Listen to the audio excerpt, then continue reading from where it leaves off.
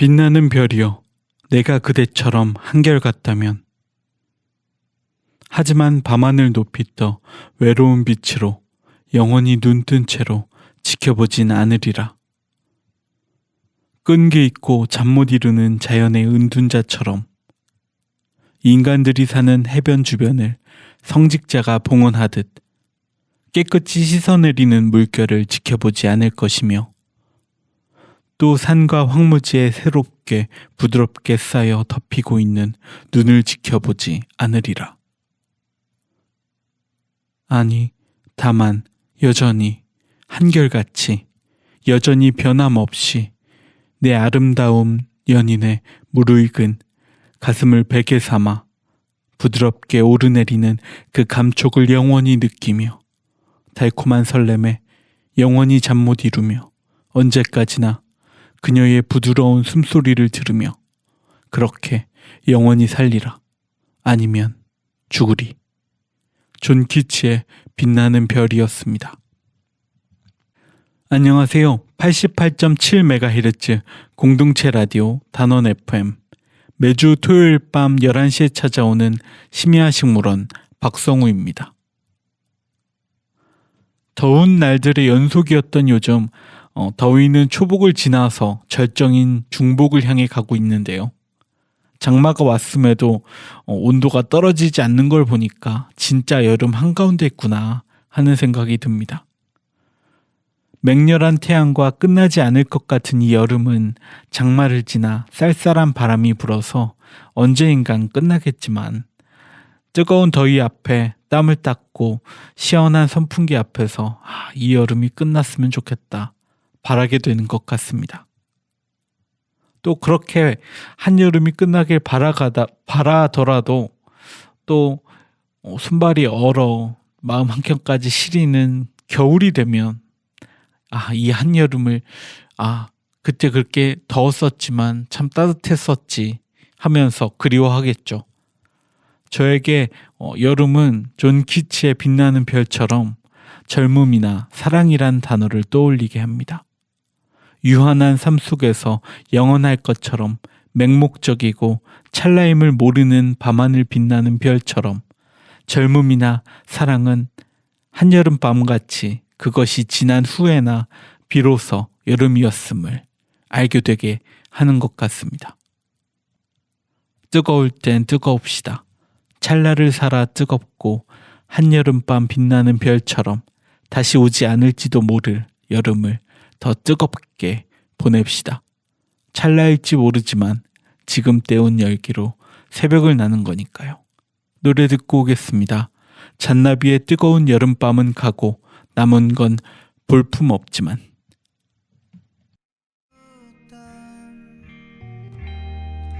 난 어떤 맘이었길래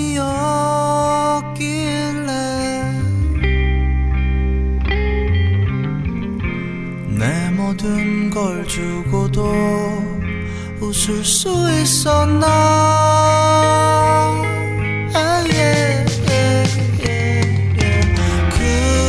그대는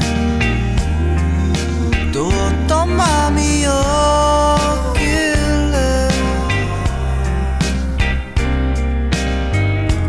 그 모든 걸 갖고도 돌아서 버렸나.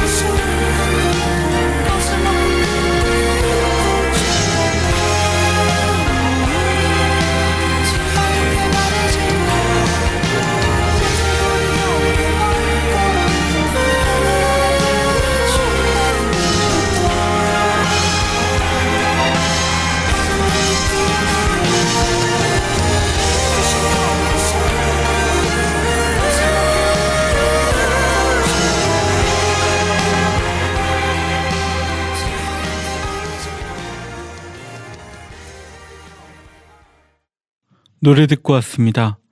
오늘은 존 키츠의 빛나는 별과 한여름밤이 가길 바라지만 금세 그리워할 젊음과 사랑을 이야기해 보고 싶었습니다. 한여름과 젊음을 묶어 이야기하고 싶었던 이유는 제가 가장 바쁜 시기가 한여름이기 때문인데요. 가드너의 일이던 플로리스트의 일이던 봄과 여름이 가장 바쁜 시기입니다. 그래서 5, 6, 7, 8 이 네 달이 1년의 대부분의 일정을 차지하게 되는 것 같아요.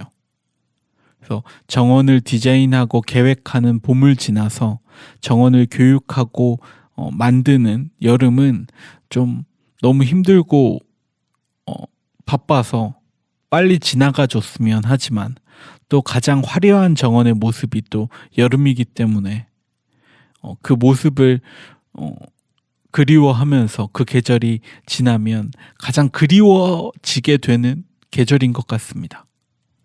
가장 한가한 계절은 겨울쯤 되는 것 같아요. 보통 겨울이 되면 정원이 멈추는 것처럼 저도 멈춰야 하니까. 예전에는 여름이 좋았는데 지금은 예전에는 여름이 싫고 겨울이 좋았는데 지금은 직업병이 된 것처럼 겨울이 좀 힘듭니다. 또 그 이유가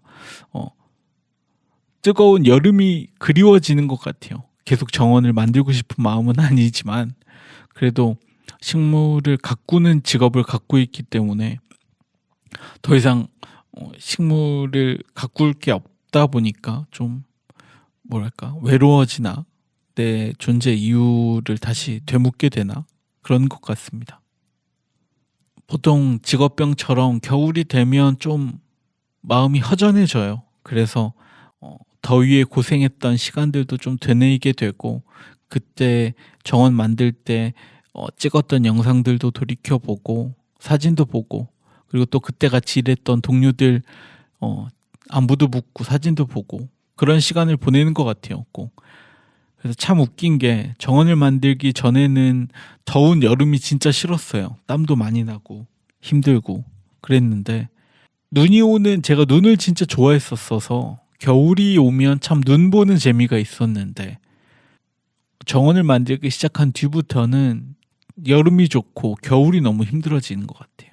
그래서 한겨울이 되면 여름이 진짜 그립습니다. 그래서 겨울이 되면 가장 많이 하는 게 여름을 상징하는 드라마들이 있잖아요. 보통 제가 일본 드라마 좋아하는데 일본 드라마 그 여름을 상징하는 일본 드라마들이나 아니면 한국 드라마인데 여름에 방영됐던 걸 좀 다시 보고 또 그런 시간을 좀 갖습니다.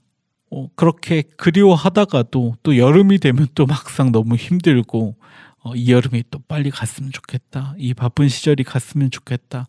이런 생각을 또 하기도 합니다. 그래서 이런 일들을 좀 반복하다 보면 참 우습다. 사람 마음이 참 간사하다 하면서도 존 키츠의 빛나는 별처럼 유한한 삶을 사는 사람은 그 찰나가 영원할 것처럼 맹목적이다가도 금세 사그라드는 것을 반복하는 것이 꼭 우리 인생 같다. 나와 같다. 우리 같다. 이런 생각이 들어서 존 키츠의 시와 잔나비의 노래를 준비해 본 것 같습니다.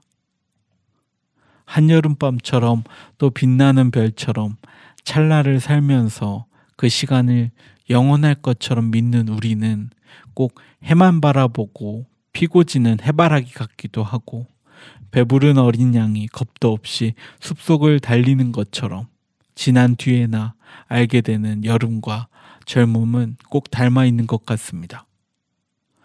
저는 젊음을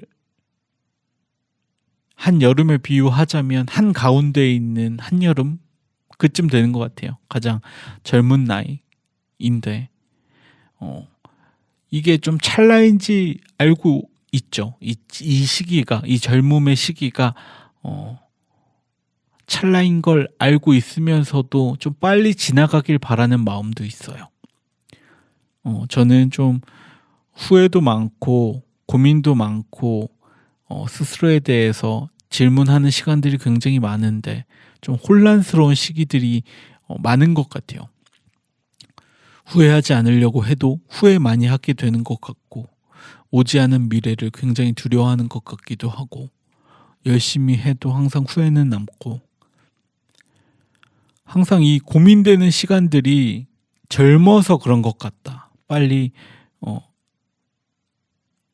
모든 이런 감정들이 잦아드는 성숙한 노년이 됐으면 좋겠다. 이런 생각을 좀 많이 했었어요.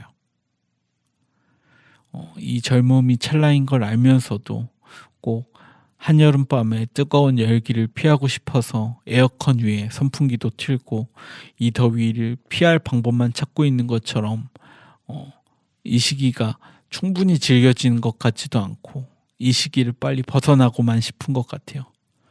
그래서 이런 마음을 닮은 곡 하나 또 준비했습니다. 마룬5의 보컬 애덤 르빈이 주연한 영화 비긴 어게인의 OST 로스트 스타즈 듣고 식물 이야기 이어가겠습니다.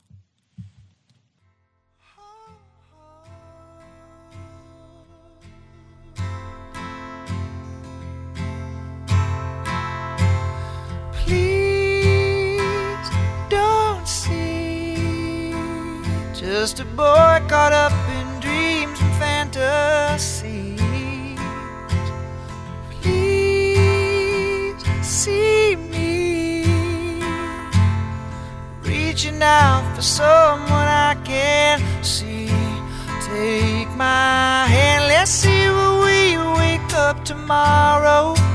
Best laid plans, sometimes it's just a one-night stand. I'll be damned, Cupid's demanding back his arrow. So let's get drunk on our Tuesday. God, tell us the reason get this wasted on the young. It's hunting season and the lambs are on the run, searching for meaning. But are we all lost stars, trying to light up the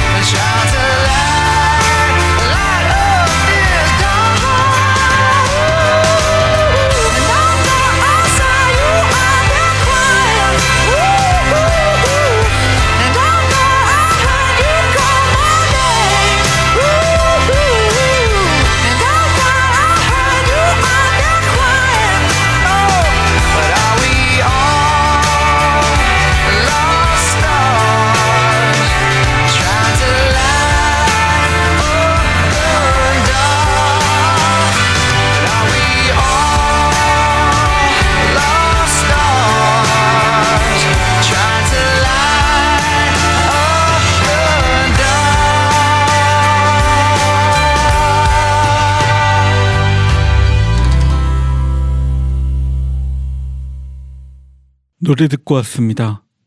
영화 비긴 어게인 속 애덤 르빈이 맡은 데이브는 그레타라는 자신의 연인과 함께 자신들의 꿈을 이루기 위해 뉴욕으로 와 뮤직 스타가 되길 바랬는데요.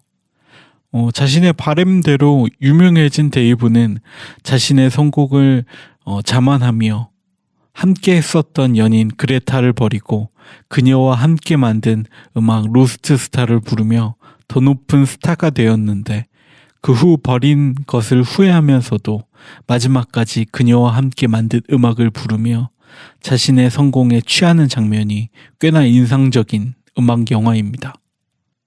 또 그 영화가 끝난 후에도 참 곱씹게 되는 것이 음악적 완성도도 높고 영화의 완성도도 높기도 하고, 또 마룬5의 애덤 르빈이 주연한 영화이기도 하지만 꼭 그 영화 속 그 마지막 장면이 꼭 소중한 것을 알면서도 놓치고도 맹렬히 빛을 향해서 가는 그의 노래와 로스트 스타가 꼭 젊은 우리와 같다, 그런 것 같다, 꼭 그런 생각이 들어서 한동안 플레이리스트에 꼭 담겨져 있었어요.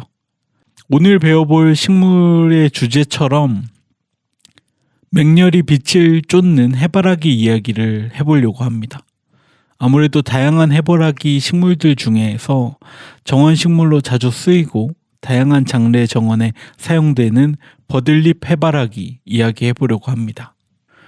버들잎 해바라기는 숙군 해바라기, 골든 피라밋, 가는잎 해바라기로 불리기도 하고 영명은 윌로우 선플라워입니다. 정식 명칭은 버들잎 해바라기입니다. 버들잎 해바라기는 학명 헬리안투스 살리시폴리시우스고 태양을 의미하는 그리스어 헬리시우스와 꽃을 의미하는 안투스의 합성어이고, 종명인 살리시폴리시우스는 버드나무 잎을 의미합니다. 그래서 그리스어가 학명인 식물들 중에 꼭 폴리우스라는 단어가 들어가 있는 건 보통은 잎을 의미합니다. 이파리. 그래서 살리시는 버드나무를 살리시라고 하는데 그 두 개의 합성어인 버드나무 잎, 살리시 폴리우스입니다. 이름처럼 잎의 모양이 버드나무 잎을 갖고 있는데 가늘고 긴 형태의 잎이 자라고, 그것도 잎 색깔이 청록색, 은빛이 도는 녹색이고, 코스모스처럼 작은 꽃을 많이 내 은녹색의 버들가지 위에 노란 데이지꽃이 펴있는 것처럼 그런 모습을 하고 있는 꽃입니다. 누군가 보면 저거 코스모스 아니야? 키가 큰 데이지 아니야? 뭐 이렇게 생각할 수도 있지만 해바라기입니다. 크기나 형태에 따라서 윌로우, 로우다운, 퍼스트라이트 다양한 품종이 있는데 국내에서는 윌로우, 로우다운, 퍼스트라이트 등이 좀 많이 들어온 상태고 많이 사용됩니다. 많이 사용된다는 건 10년 전부터 사용됐었다는 얘기고, 그것보다 더 오랫동안 아마 사용됐었던 초월인데, 좀 다양한 품종으로 우리나라에서 들어와서 정원 디자인에 많이 사용되고 있습니다. 버들잎 해바라기는 북아메리카 원산으로 미국 중부, 태평양과 캔자스, 오클라호마, 텍사스 등이 원산입니다. 국내에선 3월에서 5월까지 파종을 하고 6월에서 7월까지 파종을 합니다. 그래서 3월에서 5월까지 파종을 하면 초여름이나 늦여름에 꽃을 볼 수 있고, 6월에서 7월에 파종하면 8월부터 10월까지 꽃을 핍니다. 그래서 보통은 8월에서 10월까지 꽃을 피는데 늦여름부터 그리고 늦가을까지 꽃을 볼 수 있습니다. 그래서 그때까지 자라게 되면 좀 전정을 많이 해주셔야겠죠. 적정 생육 온도는 20도에서 30도로 조금 강하게 이게 북아메리카 원산이기 때문에 굉장히 강한 더위에도 잘 견디게 되고요. 캐나다와 미국 사이에 있는 중부기 때문에 또 월등도 가능합니다. 그래서 보통은 이 늦 여름부터 가을까지 꽃을 볼 수 있기 때문에 굉장히 긴 기간 동안 꽃을 볼 수 있고요. 보통 군집하여서 모아 심거나 다발로 자라는 품종을 심어서 품종마다 뭐 이렇게 외대로 자라는 애들도 있고 이렇게 로제트를 그리면서 여러 가지가 나와서 자라는 품종들도 있는데, 작은 꽃들이 무수히 달리기 때문에 정원의 한 부분에 큰 볼륨을 줄 수 있어요. 품종에 따라서 60cm부터 1m 60cm까지도 자라고, 원종의 경우에는 2m까지도 자라기 때문에 한 정원의 볼륨을 상당히 오랫동안 담당해 줄 수 있게 되는 거죠. 국내에 들여온 품종 중에는 로우다운을 제외하고 높고 넓게 자라는 특성이 있기 때문에 정원의 한 부분을 크게 담당해 줄 수도 있기도 하고, 그렇기 때문에 또 장마철이 좀 지나서 호흡량이 좀 늘어나게 되면 그 뒤부터 급속도로 자라기 시작하는데, 그때부터 좀 전정해주지 않으면, 수영을 잡아주지 않으면 너무 넓게 퍼져서 다른 초화류들을 잡아먹기 때문에 다른 초화류를 덮지 않게 범위를 한정해주고 전정해주는 것이 좀 중요합니다. 특히 낮게 자라는 로우다운을 제외하고는 정원 앞쪽에 심겨지면 중간부에 있거나 뒤에 있는 식물들의 해를 가려서 혹은 넘어가면서 그 식물들을 덮어서 죽일 수 있기 때문에 꼭 뒤쪽에나 중간부에 심어주시는 것이 좋고, 꼭 심어주시더라도 호흡량이 많아져서 장마철이 지나게 되면 꼭 전정해 주시면서, 어렸을 때부터 전정해 주면서 키우면 예쁜 수영으로 만들면서 범위를 한정하면 정원의 한 부분을 예쁘게 딱 담당해 줄 수 있기 때문에 또 오랫동안 꽃이 피는 게 장점이기도 하고, 높고 은색깔의 버들나무 잎도 예쁘고, 또 꽃도 자잘하게 많이 달리기 때문에 또 이만한 늦여름 또 늦가을 꽃이 없거든요. 그래서 전정을 좀 잘만 해준다면 정말 예쁘게 오랫동안 볼 수 있는 식물입니다. 그리고 또 이게 월동까지 가능하기 때문에, 그러니까 숙군이란 말이 월동이란 말이고, 그리고 월동이란 말이 겨울을 보낼 수 있다는 건 다년생이라는 걸 의미하거든요. 그래서 다년생 식물이니까 식물도 더 커지고 번식도 잘 된다는 거잖아요. 잘 퍼진다는 얘기니까. 그래서 이게 범위를 한정해 주지 않으면 어디까지 자랄지 몰라요. 꼭 수레국화처럼 어디까지 자라고 어디까지 퍼질지 모르기 때문에 매년 범위를 한정해 주고 전정해 주는 게 가장 중요합니다.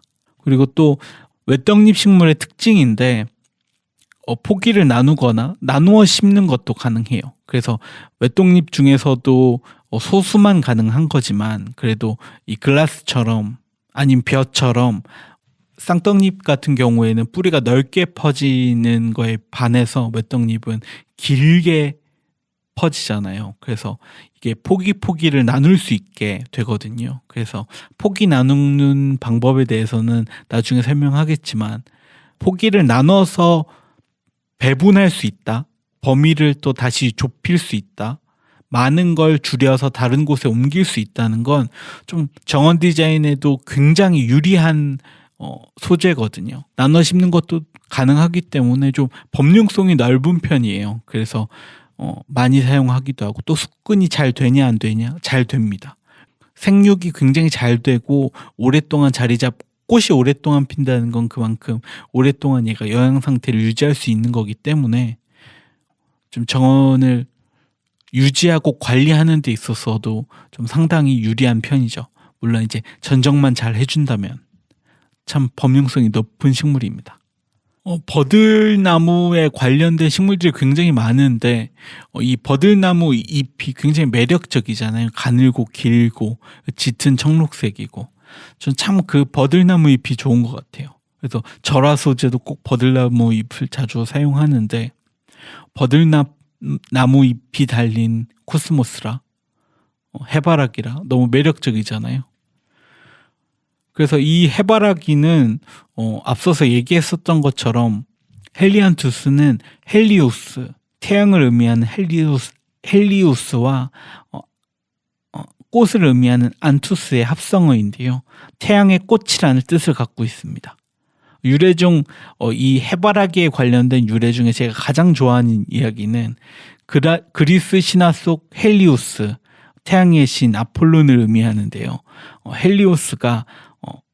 헬리오스를 굉장히 사랑한 요정 클리티에라는 물의 요정이 있는데, 그 물의 요정 클리티에가 자신의 사랑을 받아주지 않는 헬리오스를 아침부터 밤까지, 그리고 밤부터 아침까지 계속 아폴론만 쳐다보다가 머리칼이 황금빛 꽃잎이 되어서 해바라기가 되었다는 신화가 있는데, 그 단락을 굉장히 좋아합니다.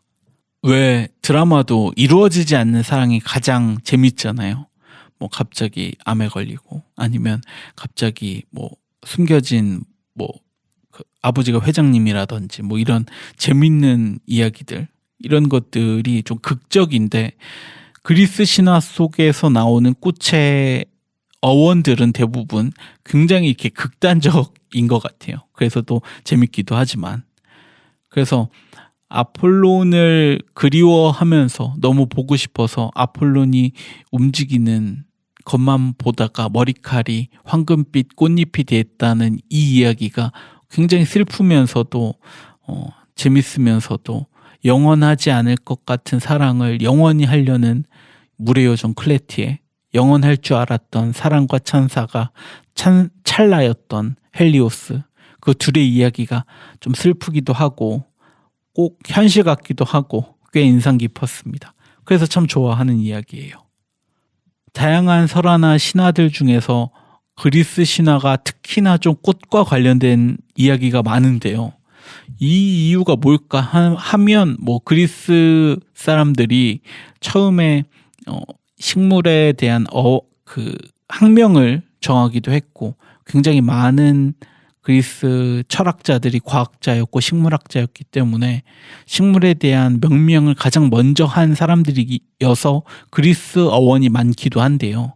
그 중에서도 꼭 신화에 관련된 이야기가 많은 건 그뿐 아니라, 좀 그리스 사람들은 신을 인간과 좀 감정을 동일시 가져가는 것 같아요. 인간의 감정처럼 질투하고 욕망하고 미워하고 사랑하고 좋아하고 원하고 이런 영원하고 싶은 그 마음들을 신에 빗대어서, 그리고 꽃을 담는 그들의 나름대로 뭔가 인간의 이야기를 신에 빗대어서, 신화에 빗대어서 그걸 또 꽃에 담아서 투사하고 그런 이야기들을 만들어내는 게 꼭 낭만적이기도 하고, 그 인간에 대한 투사이기도 하고 자신의 감정을 내비치는 뭐 그런 이야기들인 것 같습니다. 그래서 자신들의 우리나라는 한이라고 표현하는데, 그들의 슬픔이나 고민, 철학적 그 가치들, 그런 명제들을 신화에 빗대서 투사해 본 거 아닐까, 그렇게 생각합니다. 그래서 꽃들의 낭만적인 이야기들이 붙는 이유도 그런 것 같아요. 사람의 욕망에서 출발했다는 거, 우리 꽃말이나 꽃의 어원들이 굉장히 재미있기도 하고 낭만적이기도 하고 슬프기도 한 것 같습니다. 그래서 영원하지 않을 걸 알지만 영원할 것처럼 사랑하는 클리티에, 영원히 필 수 없었던 걸 알지만 늘 꽃을 심고 있는 우리, 참 닮아 있는 것 같아요. 정원을 언제까지나 만들고 언제까지나 유지할 수 없다는 걸 알고 있지만, 그래도 예쁜 꽃을 보면 예쁜 꽃을 심고 그 심은 꽃을 또 관리하고 물을 주잖아요. 참 그게 우리가 얼마까지 할 수 있을진 모르지만 그래도 영원히 피길 바라면서 꽃을 또 다듬고 있는, 또 꽃에 물을 주고 있는 우리인 것 같습니다. 그래서 또 슬프기도 하면서 또 즐겁기도 한 것 같아요. 결국 끝은 있겠지만 그래도 마지막까지 식물을 키우고 심고 해보려고 합니다. 노래 듣고 오겠습니다. 정인 장마.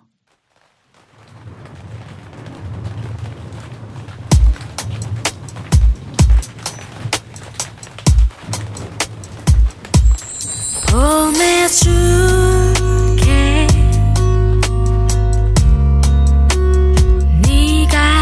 쉬지 않게 oh yeah.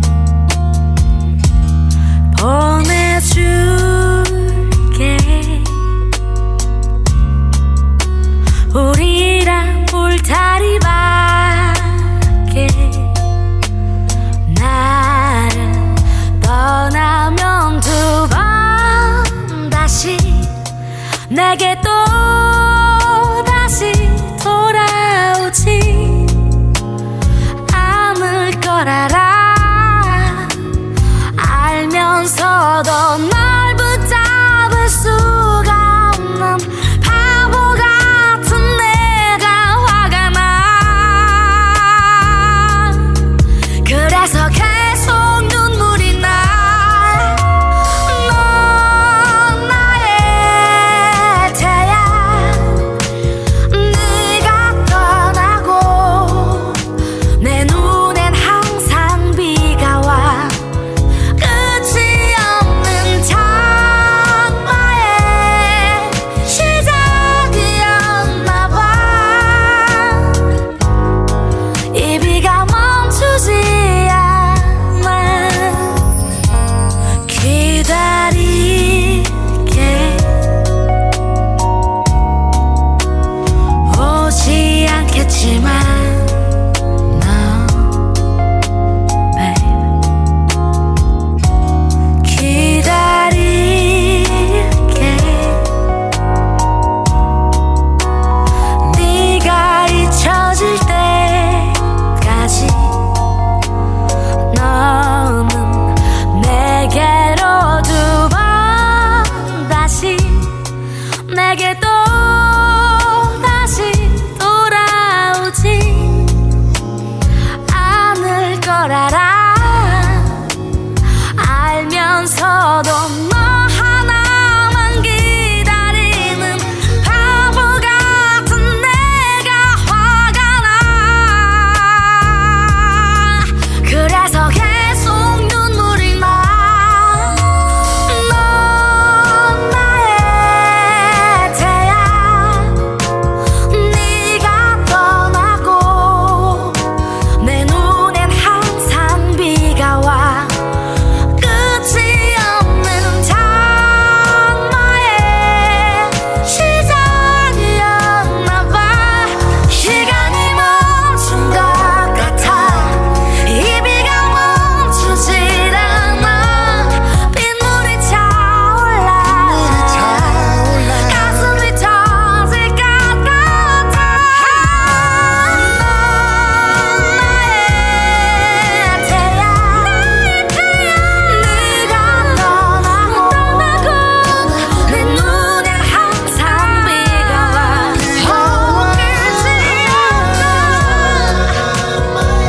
없는 시작이었나 봐 이 비가 멈추지 않아 언젠가 네가 돌아오면 그땐 널 보내지 않아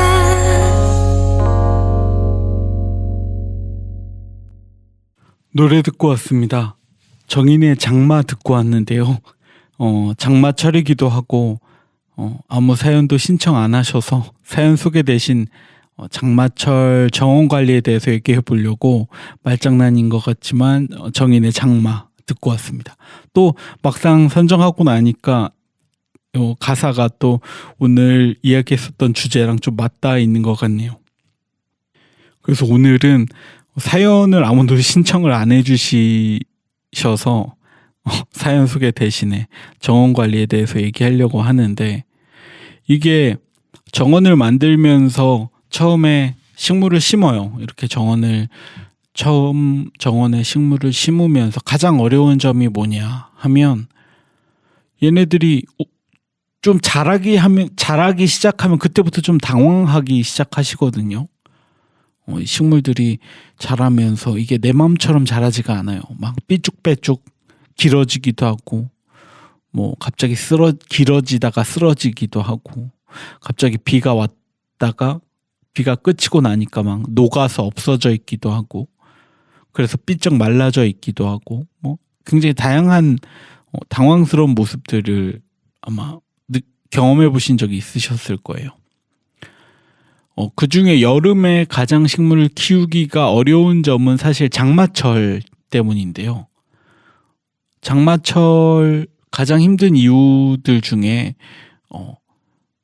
장마가 오고 나서 갑자기 식물이 웃자라거나 아니면 습져서 썩어 있거나 뭐 이런 경우들이 있어요. 또 한여름에 장마가 끝나고 나면 또 한여름 더위에 막 식물들이 해롱해롱 하기도 하고, 장마 때 피해 받았었던 과습이나 이런 것들 때문에 식물이 갑자기 빼짝 말라서 죽어버리기도 하고, 이런 경우들 때문에 좀 당황하실 것 같아요. 저도 매번 당황하고 있거든요. 그래서 여름철이 가장 관리가 어려운 건 과습이랑 그 다음에 물주기인데요. 보통 정원에선 관수관리라고 하는데, 정원 관수관리는 여름에 가장 중요한 부분은 아무래도 가장 뜨거운 시간대에 피해서 물을 주는 게 가장 중요한데요. 그게 왜 중요하냐면 여름이 너무 뜨겁기 때문이에요. 그래서 가장 뜨거운 시간대인 10시부터 오후 3시 이 시간대에, 보통 정오의 시간인데 10시부터 오후 3시까지 물을 주면 그때 위험하게 돼요.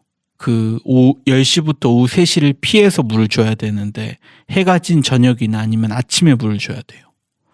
그 이유가 가장 뜨거운 때에 물을 주면 물방울이 이렇게 굴절돼서 햇빛이 이렇게 우리 그 돋보기 안경에 이렇게 굴절해서 못 태우는 것처럼 이 물방울이 굴절돼서 다른 잎들을 태우게 돼요. 그래서 화상을 입히고, 그리고 또 이 물방울들이 수분들이 증발되면서 엽록소가 굉장히 온도에 민감하거든요. 너무 뜨거우면 죽고 너무 추우면 죽고 해요. 그래서 이 민감한 엽록소들을 파괴해서 열화상을 입히게 됩니다. 그래서 가장 뜨거운 시간대인 10시부터 3시를 피해서 물을 줘야 되는데, 또 이게 아침이나 저녁이기 때문에 정원 관리하는 사람들은 좀 어렵죠. 아침에 일찍 일어나서 물을 주냐 아니면 저녁에 물을 주냐. 근데 저는 항상 저녁에 물을 주는 편이에요. 뭐 이렇게 일정을 좀 정리하면서 뭐 어디 출장 갔다가 오거나 아니면 정원 교육 갔다가 오면서 정원에 이렇게 물을 주면서, 혹은 퇴근하기 전에 이렇게 해져서 물을 주면서, 오늘 하루는 잘 끝냈구나. 오늘 이런 일이 있었는데 이때 진짜 힘들었지. 왜 그 사람은 그런 말을 했을까? 나는 그때 왜 또 화를 냈을까? 뭐 이런 마음들을 좀 정리하면서 물을 주는데, 또 그러다 보면 또 퇴근이 또 늦어지잖아요. 그러니까 좀 어려운 것 같아요, 여름은.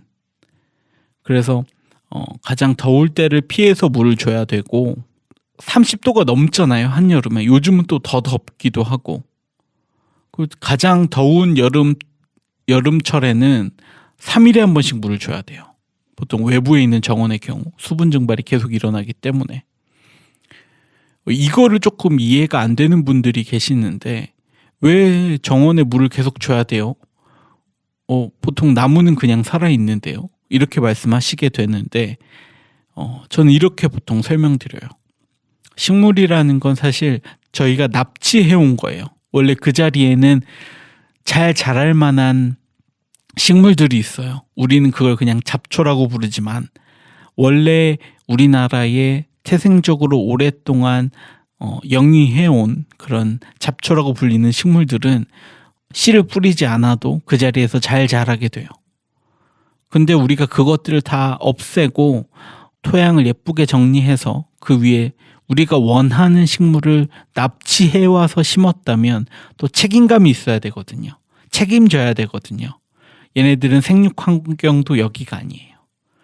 얘가 이곳에 완벽하게 적응했다면 얘는 아무런 관리하지 않아도 되겠지만 우리가 납치해온 거기 때문에 관리를 잘 해줘야 되죠.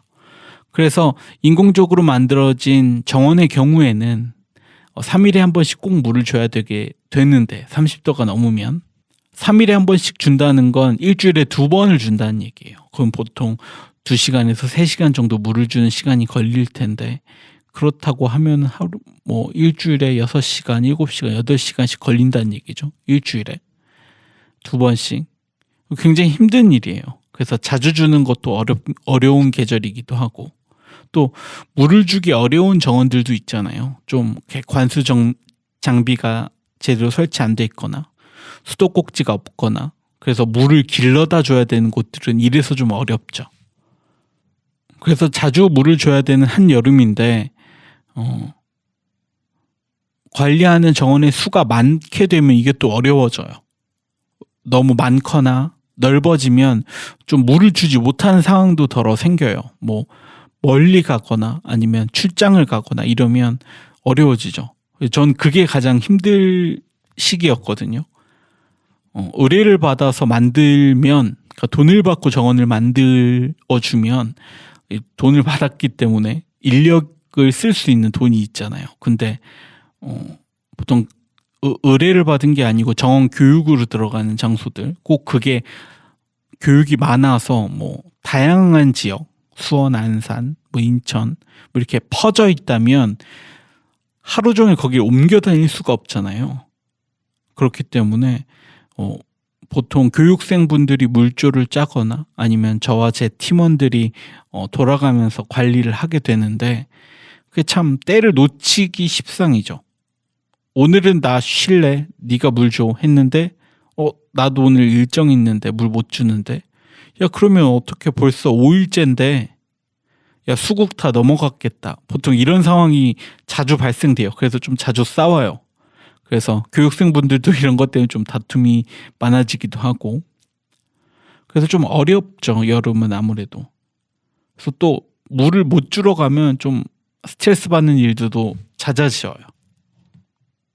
근데 그러다 보면 또 이제 어떤 일이 있었냐면 2017년도 때 정원 그 드라마의 정원을 만드는데, 그때 수원에서도 정원 교육을 하고 있었고 안산에서도 정원 교육을 하고 있었어요. 그래서 정원 교육만 2개인가 3개였고 일주일 동안 보통 일주일에 한 번씩 정원 교육을 하러 가니까, 그래서 정원 교육이 일주일에 한 번씩이었고 그것을 수원이랑 안산에서 했었고, 그리고 서울을 북촌에서 드라마 정원을 만들었거든요. 그러니까 이 일주일 동안 3군데의 정원을 가야 되는 거예요. 정원 교육하러 2곳을 가고 정원을 만들러 한 곳에 가고. 근데 또 드라마는 일주일 거의 대부분을 현장에 있어야 됐어요. 거의 매일매일 촬영을 했기 때문에. 그래서 거의 잠도 못 자고 뭐 기차 타고 내려가는 길에 강의자료 쓰고 그 안에서 좀 자고, 조금 타이트한 일정이었는데, 그러다 보니까 뭐 이 수원에 있는 안산에 있는 정원은 교육생분들이 물을 줘서 괜찮았는데, 수원에 있는 정원의 경우에는 이제 학생들이랑 텃밭을 만들었거든요. 동사무소 옥상에서. 그러니까 막 물 주는 시기도 놓치고 막 그랬었어요. 그래서 가지 그거 물 안 주면 안 크는데 그 참외 그거 어쩌지 막 이러면서 전전긍긍할 때가 있었어요. 그래서 그렇게 좀 다양한 교육이 한 번에 잡히고 의뢰도 막 들어오고 이렇게 정신 없으면 물 하나가 굉장한 스트레스로 다가와요. 이제 수국 같은 경우는 물이 또 잘 내리잖아요. 물이 잘 내리면 또 그때 또 해가 좀 뜨겁고 이러면, 물 내린 상태에서 해가 뜨거우면 그대로 말라 죽어버려요. 그래서 수국이나 목수국 이런 애들은 또 물을 또 잘 내리기 때문에 또 그게 또 스트레스죠. 그래서 진짜 여름은 이 물 관리가 정말 스트레스인데, 뭐 가끔 가다가 소나기나 아니면 비가 와요. 그러면 그게 진짜 반가운 거예요. 이 물 주는 스트레스 때문에 스트레스를 갖고 있다가 오늘 물 주러 가야 되는데 어쩌지? 근데 몸이 너무 피곤한데 너무 쉬고 싶은데, 이러다가 비가 온대, 소나기가 온대, 장마래, 이러면 그냥 기분이 너무 좋아지는 거예요.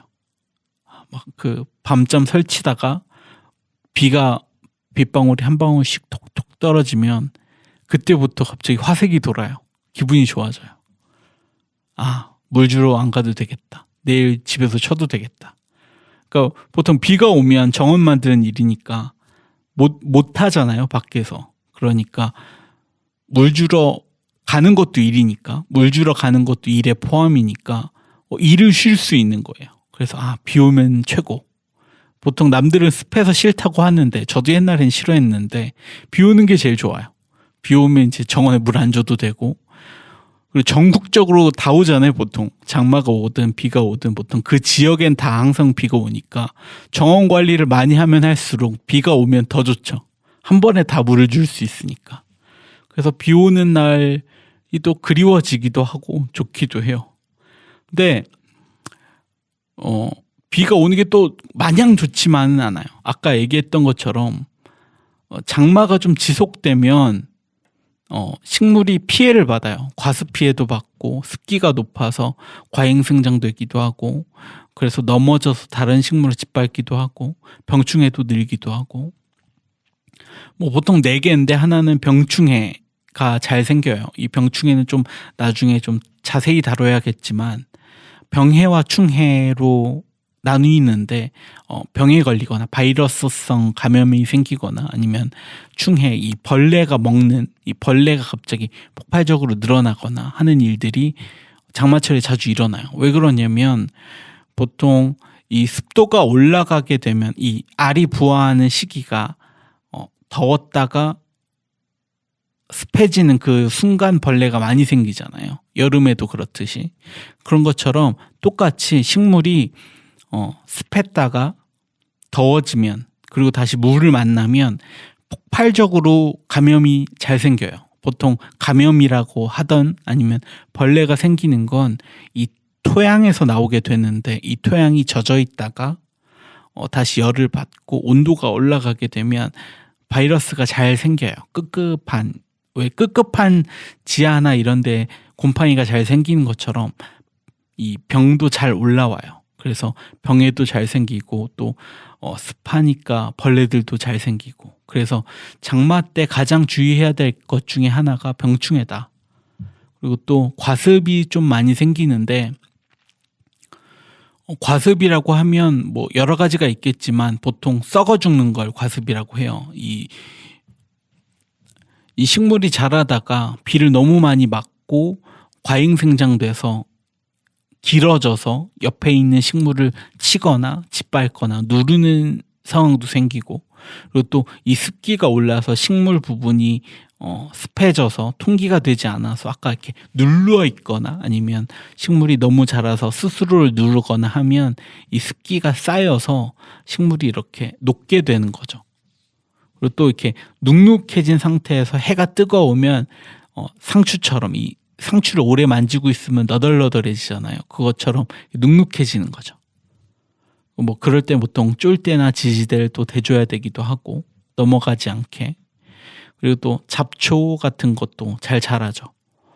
잡초가 왜 잘 자라냐 하면 이게 비가 올 때는 호흡량이 한정적으로 변해요. 식물은 이 호흡량에 따라서 생장의 에너지가 포텐셜이 결정되게 되는데, 왜 그러냐면 식물은 물을 빨아올리는 그 힘이 어디서 나오냐, 그 잠재운동 에너지가 어디서 나오냐 하면 이 대부분 뭐 다양한 것들이 있어요. 뭐 매트릭스 포텐셜 아니면은 뭐 수분 입자차의 포텐셜, 뭐 다양한 포텐셜들이 있는데, 보통 이 호흡량, 이 식물이 숨을 들이마시고 이산화탄소를 들이마시고 산소를 내뱉고, 혹은 산소를 들이마시고 이산화탄소를 내뱉는 이 호흡을 통해서 식물들은 물을 빨아올리고, 뿌리에서부터 물을 빨아올리고, 그리고 영양분을 돌리고, 이 통도 조직을 통해서 영양분을 돌리는 이 에너지들도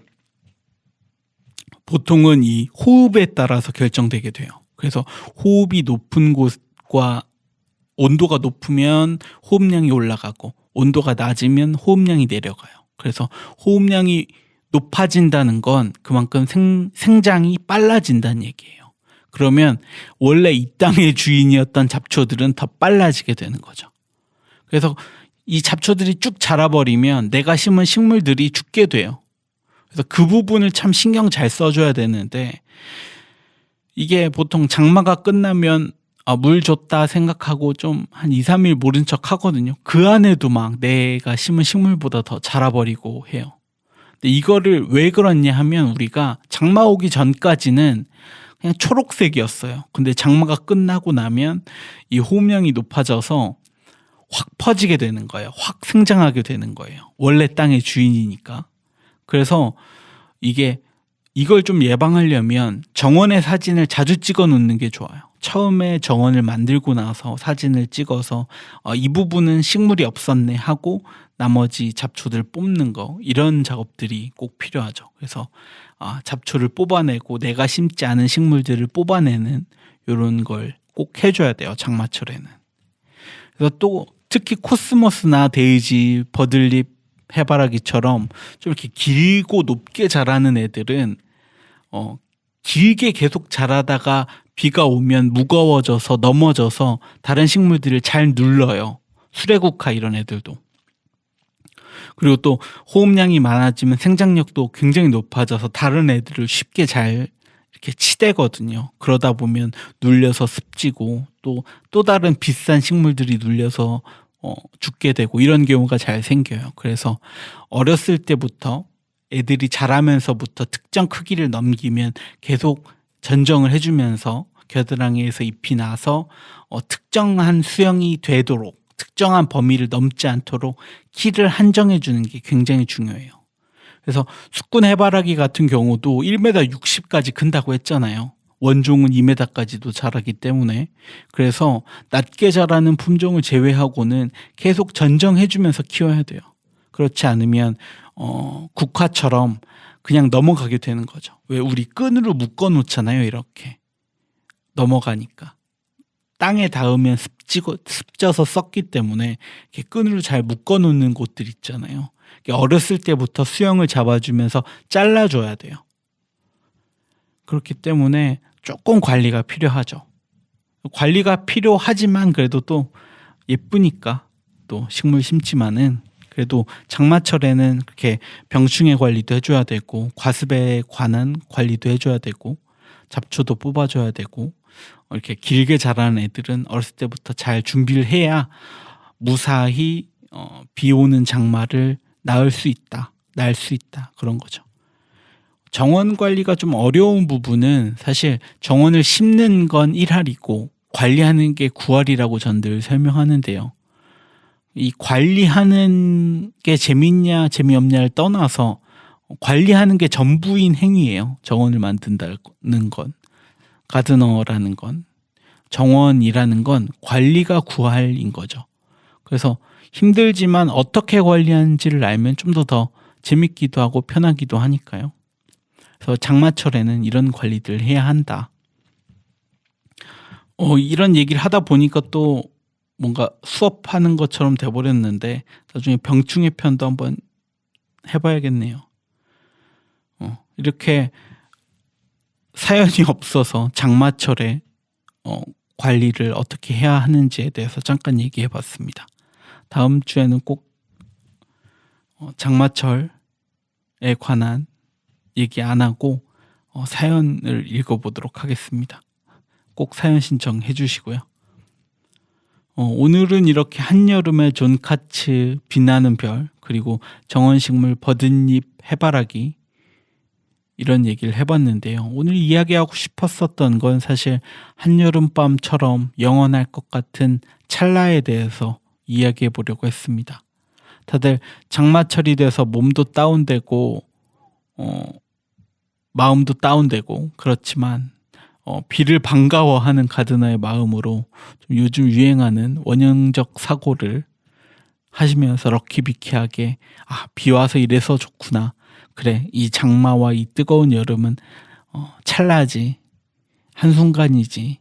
그래, 더 즐겁게 보내자 하는 그 마음으로 이 더위와 장마를 즐겼으면 좋겠습니다. 물론 이제 저한테 하는 말이지만. 그리고 또 장마철에 우천 피해 조심하시고 꼭 대비하시고 안전하게 장마 지나서 피해 없으시길 기도드립니다. 사연 신청은 이메일 tfog6 네이버.com으로 사연과 씨앗 받으실 주소 보내주시면요. 사연과 소개와 함께 씨앗 보내드리도록 하겠습니다. 오늘 이렇게 토요일 밤 11시에 만나는 심야식물원 두 번째 밤을 보내보았습니다. 오늘도 역시 즐거웠고 여러분들과 함께 해서 뜻깊었습니다. 찰나를 살아도 영원히 한여름을 더 뜨겁게 즐겨봅시다. 심야식물원 박성우였습니다. 다음 주 토요일 밤에 뵙겠습니다. 감사합니다. 마마의 김필선 듣고 오겠습니다. 김필선의 마마 듣고 다음 주에 뵙겠습니다.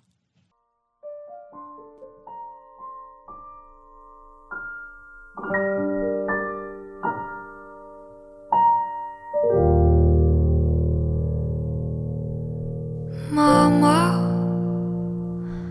왜 내 심장은 가짜야? 나는 왜 찢겨도 붉은빛 하나 나지 않는 가짜야? 다들 물어본다고요. 너도 겨울을 아냐고?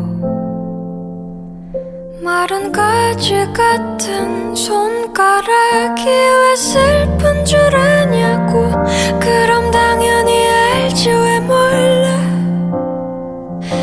그 잔가지 위에 업힌 나의 새. 그럼 당연히 알지 왜 몰라? 그 잔가지 위에 업힌 나의 새.